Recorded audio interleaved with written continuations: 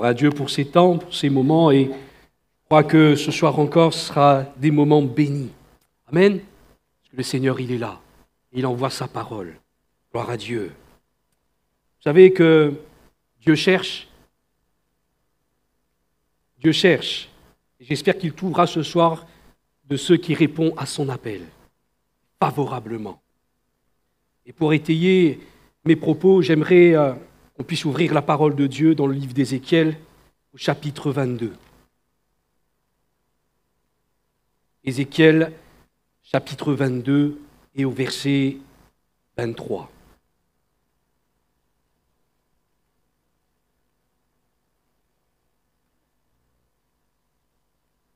Là, ce qui est écrit, Ézéchiel dira, « La parole de l'Éternel me fut adressée en ces mots. Fils de l'homme, dis à Jérusalem, tu es une terre qui n'est pas purifiée, qui n'est pas arrosée de pluie au jour de la colère. Ces prophètes conspirent dans son sein, comme des lions rugissants qui déchirent leur proie. Ils dévorent les âmes, ils s'emportent des richesses et des choses précieuses. Ils multiplient les veuves au milieu d'elles. Ces sacrificateurs violent ma loi et profanent mes sanctuaires. Ils ne distinguent pas de ce qui est saint et de ce qui est profane.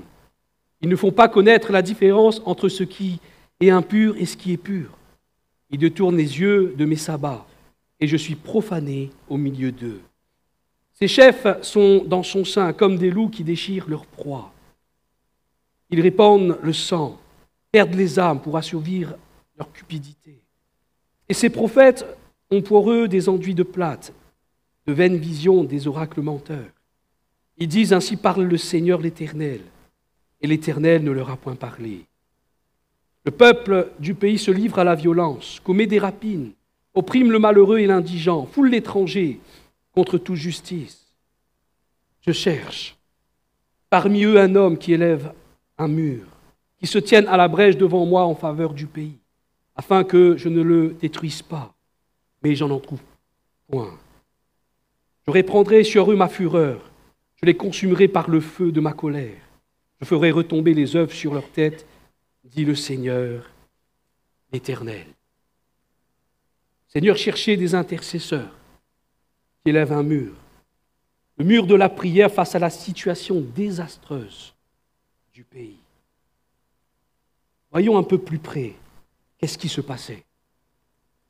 Au verset 24, il est écrit, le peuple n'était plus purifié. Tu es une terre qui n'est pas purifiée, qui n'est pas arrosée de pluie au jour de la colère. C'est-à-dire qu'ils ne sont plus sous la protection de Dieu. Pourquoi? Le peuple ne cherchait plus à plaire à son Dieu. Ils menaient leur vie comme bon les semblait, où tous faisaient comme ils voulaient. Dieu n'était plus leur centre de préoccupation. Ils ne cherchaient plus à lui être agréables. Une question peut jaillir dans notre cœur. Recherchons-nous toujours à plaire au Seigneur? Sommes-nous toujours recouverts du précieux sang de Christ qui nous purifie de tout péché? Et pour être sous la protection de Dieu, nous avons besoin chaque jour d'être un peuple qui est recouvert du sang de Christ. C'est-à-dire que nous soyons un peuple qui se sanctifie, qui chaque jour désire mener cette vie agréable à Dieu, en laissant le Saint-Esprit agir en nous par la parole, afin de nous purifier, d'enlever tout ce qui ne glorifie pas Dieu en nous. La sanctification doit être notre recherche. Jésus a prié pour cela. Père, sanctifie-les par ta vérité. Que celui qui se sanctifie encore. Et nous devons y veiller avec une entière persévérance. Car si nous ne le faisons pas, nous serons dans le même état de ce peuple, un peuple qui est devenu égoïste. Voyons verset 25, qu'est-ce qu'il est dit? Ces prophètes conspirent dans son sein, comme des lions rugissants qui déchirent leur proie. Ils dévorent les âmes, ils s'emportent des richesses et des choses précieuses. Ils multiplient les veuves au milieu d'elles. Au verset 29, le peuple du pays se livre à la violence, commet des rapines, opprime le malheureux et l'indigent, foule l'étranger contre toute justice. Ce peuple devait être un peuple uni, un peuple qui devait prendre soin les uns des autres, comme Dieu leur avait conseillé. Mais voilà, ils n'ont plus appliqué leur cœur à mettre en pratique les ordonnances du Seigneur. Et ce qui devait arriver arriva. Ils sont devenus égoïstes, en pensant chacun à leur propre intérêt, comme le monde qui les entourait, comme le peuple qui les entourait à ce moment-là. Et vous savez, nous sommes dans une société d'individualistes. Les guerres nous le prouvent. On tue même des innocents pour le pouvoir. Il y a là la soif de toujours avoir plus. Les lois qui sont adoptées nous démontrent que l'égoïsme est en train de prendre de plus en plus d'ampleur dans le cœur de l'homme. Parmi elles, l'avortement. On peut parler aussi de divorce qui augmente de plus en plus. Et cela nous montre que les hommes deviennent de plus en plus centrés sur eux-mêmes. Centrés sur eux-mêmes. Et nous sommes dans ce monde, vous et moi. Et si nous ne faisons pas attention, cela peut aussi nous arriver, comme cela a été pour le peuple d'Israël, qui est devenu égoïste. Et lorsqu'on parle d'égoïsme, la cupidité n'est pas très loin, car c'est le fruit de l'égoïsme. Et au verset 27, qu'est-ce qu'il est écrit ? Ses chefs sont dans son sein comme des loups qui déchirent leur proie. Ils répandent le sang, perdent les âmes pour assouvir leur cupidité. Il y avait là l'amour de l'argent. On veut toujours avoir plus au profit des autres. Les pays les plus riches profitent des plus pauvres. On tue même pour l'argent aujourd'hui. On s'entretue pour l'argent. Et voyez-vous, parce que l'argent devient le centre d'intérêt de l'homme, l'homme devient sans scrupule. Et malheureusement, n'hésite pas, même d'abuser sur des personnes sans défense pour assouvir à leur soif. Pour nous, peuple de Dieu, faisons attention et que Christ soit toujours notre centre d'intérêt. Que Christ soit toujours notre trésor de tous les jours et non l'argent. Nous, chrétiens, nous ne pouvons pas dire que j'aime l'argent et j'aime aussi le Seigneur. Ça ne va pas ensemble. Ça ne va pas ensemble. On ne peut servir Dieu et maman. Ce n'est pas possible. Et attention au mélange. Chose qui était présente au milieu d'Israël à ce moment-là. Le mélange. Même dans les choses qui étaient sacrées. Au verset 26, il est écrit, ces sacrificateurs violent ma loi et profanent mes sanctuaires. Ils ne distinguent pas ce qui est saint et de ce qui est profane. Ils ne font pas connaître la différence entre ce qui est impur et ce qui est pur. Ils détournent les yeux de mes sabbats. Je suis profané au milieu d'eux. Voilà le cœur du Seigneur. Mélange entre ce qui est sacré et de ce qui est profane. En ce qui descend du ciel et qui monte de la terre. Le peuple s'était mélangé avec le peuple des pays qui étaient autour d'eux, pour soi-disant tenir face aux menaces de l'ennemi, au lieu de s'appuyer sur leur Dieu, pour qu'il les protège de tout mal. Ils font quoi ? Ils vont faire alliance avec la Syrie, l'Égypte, Babylone. Et malheureusement, ils se sont prostitués avec les faux dieux de ces pays, en sacrifiant même leurs enfants à ces faux dieux. Vous vous rendez compte ? C'est fort. Il y avait de ceux qui sacrifiaient leurs enfants à ces faux dieux. Alors que le sang de leurs enfants était sur leurs mains, ils venaient dans la maison de l'Éternel, sans aucune crainte. Ils font des choses mauvaises, diaboliques même, et ils viennent comme si de rien n'était devant Dieu, sans aucune crainte, apporter leurs offrandes. C'est quand même fort. De plus, au lieu d'être repris par les sacrificateurs, ceux qui avaient la charge d'enseigner la loi au peuple, au lieu de cela, ces sacrificateurs restaient insensibles et laissaient le péché entrer à l'intérieur, oubliant même le jour du sabbat, le jour du Seigneur. Les ordonnances du Seigneur n'étaient plus appliquées. Le péché n'était plus condamné. Les sacrificateurs ne faisaient plus leur rôle. Eux qui devaient reprendre le peuple et les ramener à se repentir, ils ne le faisaient plus. Et voyez-vous, aujourd'hui, dire la vérité est mal. Dire aux hommes ce qu'ils font n'est pas bien. Ce qu'ils sont en train de faire et pécher contre Dieu devient mal. On appelle même mal bien et bien mal. On a même, dans certaines dénominations, même protestantes, qui disent de ne plus prêcher le péché. On ne prêche plus la repentance. Au lieu de cela, on prêche des paroles qui vont caresser les personnes dans le sens du poil, pour ne pas les brusquer. Une chose qu'on doit faire attention aussi, frères et sœurs, aux fausses doctrines, qui vous nous emmenez dans une vie de mélange. On va chercher des choses sur Internet, ça et là, ça et là. On prend tout et n'importe quoi, et après quoi on s'étonne qu'il y a la mort dans le pot. Et voyez-vous, ces personnes, à force d'être alimentées par ces fausses vérités, vont se retrouver malades spirituellement. C'est des personnes qui vont voir le diable partout, des personnes fragiles. Ou alors ce sont des personnes qui vont se croire être au-dessus des autres, car ils ont reçu une révélation mensongère. Et le mensonge, c'est aussi ce qui était au milieu de ce peuple à ce moment-là. Au verset 28, « Et ces prophètes ont pour eux des enduits de plate, de vaines visions, des oracles menteurs. Ils disent, ainsi parle le Seigneur l'Éternel.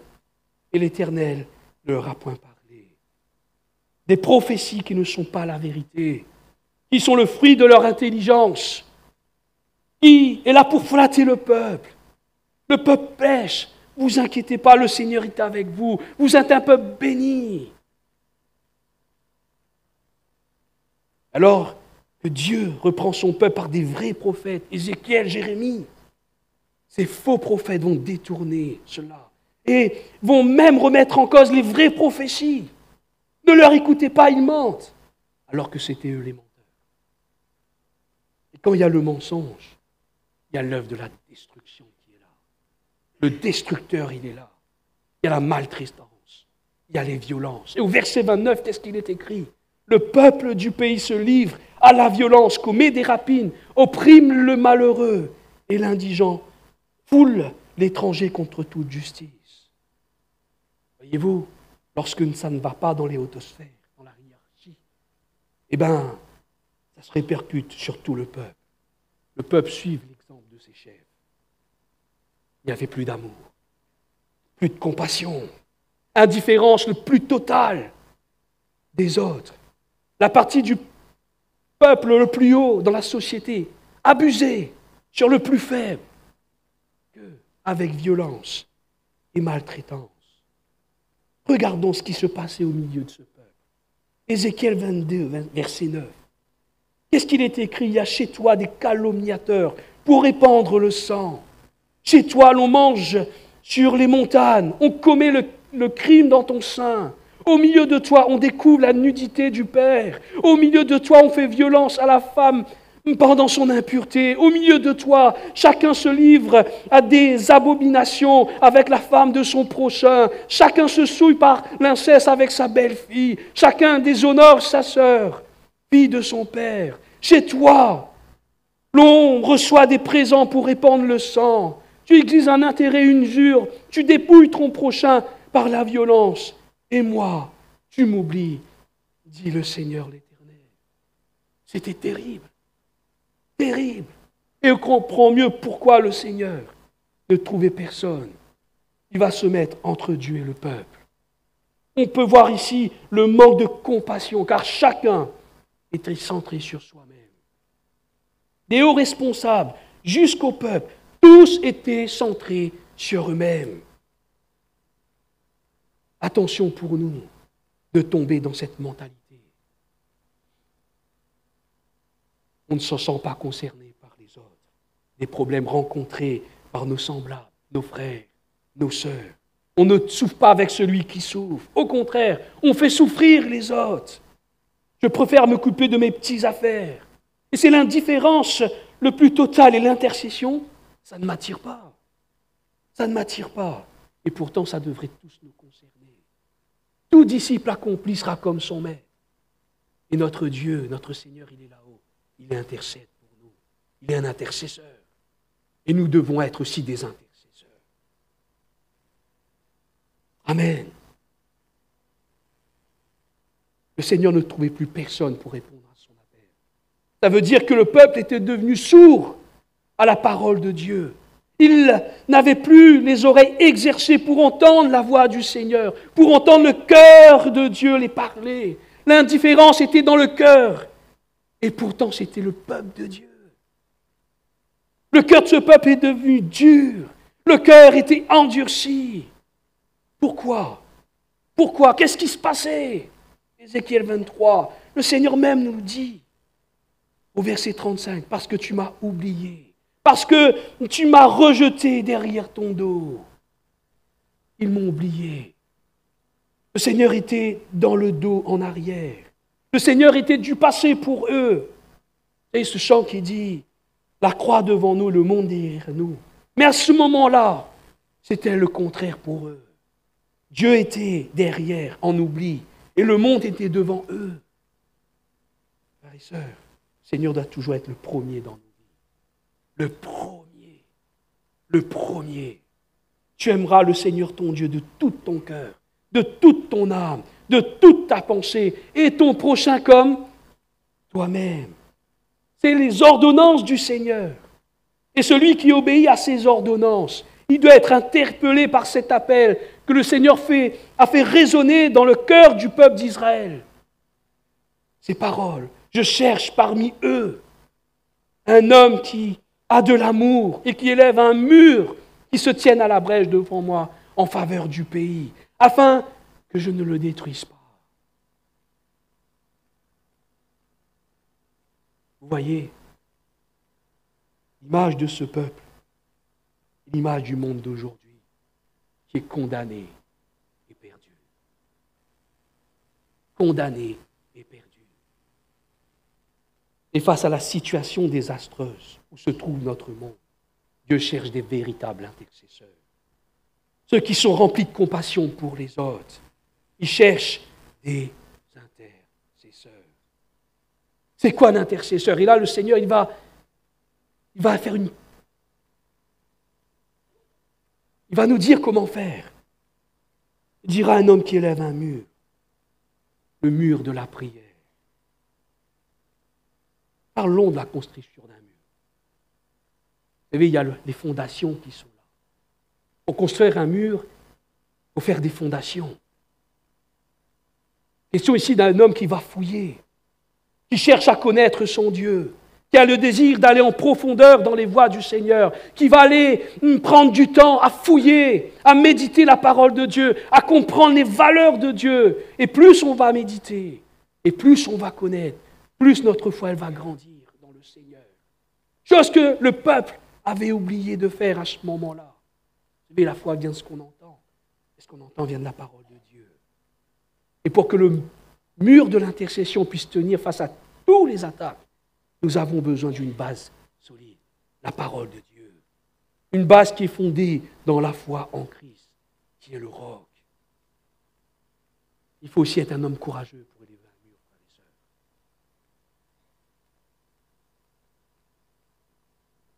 Un mur, on peut être confronté à beaucoup de choses. Le soleil. Parce que le soleil tape. Ça fait chaud. Il faut du courage. Quand il y a la pluie, il faut du courage. Quand il y a le froid, il faut du courage. Quand il y a la fatigue, il faut aussi du courage pour toujours avancer. C'est difficile, surtout lorsque nous sommes au tout début et que nous voyons le chantier devant nous. Vous vous rendez compte? Exemple, on a un mur de 50 mètres de long. Et on est tout seul à élever ce mur, à monter ce mur. Et malheureusement, il n'y a pas de mini-pelle qui est là, qui peut passer parce que c'est trop étroit. Il faudra fouiller sur un sol rocailleux, difficile, avec la pique et avec une pelle, à l'aide de nos deux mains. Ça peut vite nous décourager. Vous êtes d'accord avec moi? C'est difficile. Et peut-être qu'il y avait de ce qui avait commencé à prier, voyant tout ce qui se passait au milieu de ce peuple d'Israël. Et peut-être qu'ils se sont fatigués. Peut-être. Ils se sont découragés car les choses ne s'arrangeaient pas, mais se dégradaient de plus en plus. Ils se sont dit, si c'est comme ça, je m'occupe de moi et les autres qui se débrouillent. Et ils ont fini, eux aussi, par tomber dans cette mauvaise mentalité. Vous savez, l'intercession demande de l'investissement. Du courage. On ne doit pas se décourager, mais toujours avoir foi en notre Dieu qui a la capacité de changer les choses. Vous savez, notre Dieu a la capacité de changer les choses. Il est puissant, notre Dieu, frères et sœurs. Et peut-être que tu es découragé ce soir. Seigneur, il est puissant aussi pour te redonner du courage. Celui qui en a besoin.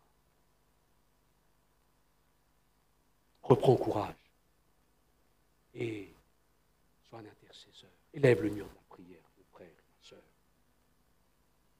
Il faut aussi être un homme consacré à Dieu pour élever ce mur de la prière, frères et sœurs, qui se donne tout entier à la réalisation de ce que Dieu attend de nous. Nous sommes tous appelés à intercéder. Ce n'est pas réservé à une élite, aux pasteurs. Ce n'est pas l'histoire de quelques-uns, mais de tous. Nous avons tous donné nos vies au Seigneur. Nous avons tous été mis à part pour faire l'œuvre de Dieu. Et on doit tous donner du temps pour construire le mur de l'intercession ensemble. Ce mur de protection qui contrera toutes les attaques de l'ennemi.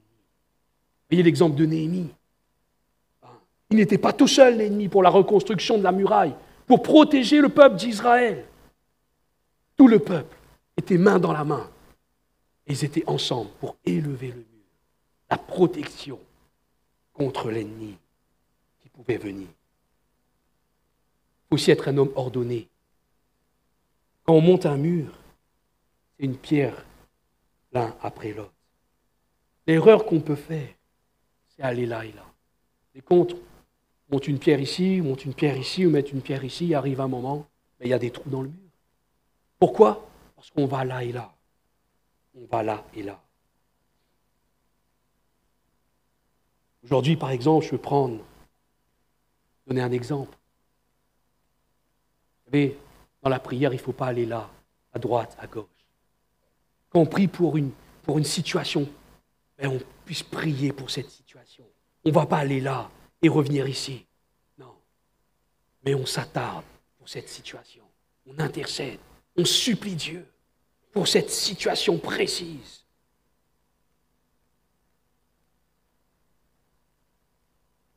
Et il faut aussi de la persévérance.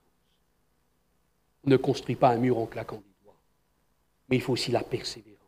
Venir jour après jour, avoir la ténacité. Et si on ne voit rien arriver, continuons avec persévérance jusqu'à ce que le mur de la prière est terminé. Et puis, lorsque ce mur est terminé, nous ne devons pas nous reposer sur nos lauriers, dire « Ah, c'est bon, j'ai prié, c'est bon ». Mais nous devons être sur notre garde et vérifier sans cesse s'il n'y a pas de petite brèche qui est là. Il dira « Il cherche celui qui se tient à la brèche ». Sur l'endroit, le trou, l'ennemi, qui est très subtil, pourrait entrer pour détruire son peuple. Il cherche des intercesseurs qui sont comme des sentinelles qui voudraient se tenir devant lui, qui est dans une communion continuelle avec son Dieu. Il cherche celui qui se tient à la brèche, sur l'endroit, qui veille, qui est éveillé, qui patiente, qui fait le guet, qui est caché en Christ, qui est là pour protéger les siens contre les attaques de l'ennemi, qui a l'oreille attentive pour recevoir de Dieu. Vous savez, il y a des choses que nous pouvons voir ou entendre. Et là, nous allons prier pour ces choses. Les requêtes de prière, par exemple, où nous prenons connaissance qu'une personne est malade et on va prier pour cette personne. C'est une petite parenthèse. Lorsque nous apprenons qu'une personne a chuté, ne faisons pas la dilater. Ce n'est pas pour nous. Ce n'est pas pour nous. Mais au contraire, nous devons nous tourner vers le Seigneur et l'implorer pour que cette personne puisse trouver grâce à ses yeux. Ça dit, il a fait, ça doit être pour nous. Mettons ça de côté, laisse ça pour le monde dehors. Il y a des choses que nous pouvons voir ou entendre, mais il y a des choses que nous ne pouvons pas voir. Mais Dieu, il voit tout. Lui, il connaît tout. Et il connaît où l'ennemi est en train d'essayer d'attaquer son peuple. Il voit celui qui est en train de tomber en défaillance. Il voit où son peuple est en train de perdre pied. Et celui, l'intercesseur, qui se tient à la brèche, Dieu va lui communiquer des choses cachées. Des choses cachées, comme Abraham. Il y avait des choses cachées qui étaient là. Et Dieu lui a communiqué afin qu'il puisse intercéder pour Sodome et Gomorrhe et pour Lot. Saint-Esprit, il veut nous communiquer ce qui ne va pas, des choses qui sont cachées. Le Saint-Esprit, il veut nous communiquer à notre esprit des choses cachées, en déposant un fardeau particulier sur notre cœur, afin que nous puissions prier pour ce fardeau. Et si Dieu dépose en nous un fardeau, il nous faut prier pour ce que Dieu a mis sur notre cœur. On ne doit pas rester insensible, mais notre devoir est de prier pour ce que le Seigneur a déposé dans notre cœur. Et cela, jusqu'à ce que nous aurons la certitude, une certitude dans notre cœur, une assurance dans notre cœur, que Dieu va agir. Amen. D'où l'importance de rester en communion avec le Seigneur. Pour cela, il faut qu'aucune interférence puisse se mettre entre nous et Dieu. Nous devons nous éloigner du péché, car celui qui pêche est celui qui va perdre sa communion avec Dieu. Pourquoi le Seigneur n'a pas trouvé de personne au milieu d'Israël? Car le péché était le partage de chacun. Je vais terminer. Quand nous regardons à ce qui est arrivé dans le temps d'Ézéchiel, il y a une ressemblance à notre monde d'aujourd'hui. Et si nous ne veillons pas, les choses de ce monde finira, je dis bien finira, par rentrer dans l'Église du Seigneur, comme c'est arrivé dans ce temps-là. Veillons et prions, comme nous le recommande le Seigneur, afin que nous ne tombions pas en tentation. Et ce qui est sûr, c'est que ce monde, c'est-à-dire nos familles inconverties, que nous aimons tant, court un très gros danger. Un très gros danger. Et si nous ne répondons pas favorablement à cet appel du Seigneur, qui recherche des intercesseurs, ben ils périront. Ils périront. Je cherche parmi eux un homme qui élève un mur, qui se tienne à la brèche devant moi en faveur du pays, afin que je ne la détruise pas. Mais j'en ne trouve point. Verset 31. Je répandrai sur eux ma fureur. Je les consumerai par le feu de ma colère. Je ferai retomber sur leur œuvre sur leur tête, dit le Seigneur l'Éternel. Si nous n'élevons pas le mur de la prière, la colère de Dieu s'abattra sur ce peuple, sur nos familles inconverties. C'est une urgence d'élever le mur de la prière, frères et sœurs. Le mur de l'intercession. Si nous restons sans rien faire, les conséquences seront dramatiques. Face à cette situation, je le répète, Dieu cherche des hommes qui se préoccupent de la situation du peuple. Des serviteurs, des servantes qui sont remplis de compassion pour les autres, pour ceux qui sont perdus et qui sont sous le poids de la condamnation éternelle. Et voulons-nous être ces hommes et ces femmes qui se tiennent devant Dieu?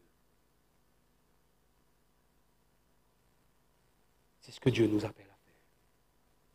Je cherche parmi mon peuple des hommes qui lève un mur, qui se tienne à la brèche devant moi en faveur du pays, afin que je ne le détruise pas. Répondons favorablement à cet appel du Seigneur et que chacun d'entre nous puisse dire au Seigneur, ce soir, me voici. Amen. Que le nom du Seigneur soit béni.